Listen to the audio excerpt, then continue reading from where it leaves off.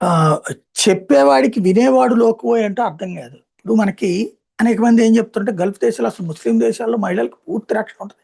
Rape చేస్తే చంపేస్తారు, మీద చెయ్యేస్తే నరికేస్తారు అని జెప్తారు. ఇప్పుడు ఇవాళ గూడా నిన్న గూడా గల్ఫ్ దేశాల నుంచి ఒక అమ్మాయి వీడియో జేసింది.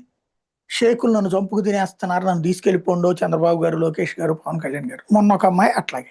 ఇక్కడ సమస్య ఏంటంటే ఆడవాళ్ళని కనుక ముట్టుకుంటే లేదా ఆడవాళ్ళని వేధిస్తే, లైంగికంగా వేధిస్తే తక్షణం అక్కడ చట్టాల ప్రకారం చర్య తీసుకుంటారని చెప్తున్నప్పుడు, మరి వాళ్ళు టీవీలలో, పేపర్‌లలో గూడా వస్తుందే. మరి ఎందుకని ఎవరిని రాళ్ళతో కొట్టి చంపట్లేదు?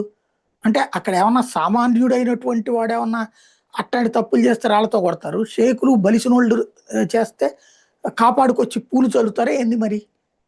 అక్కడ మహిళలకి నిజమైన స్వేచ్ఛుందా? కనీసం కార్ డ్రైవింగ్ స్వేచ్ఛుందా?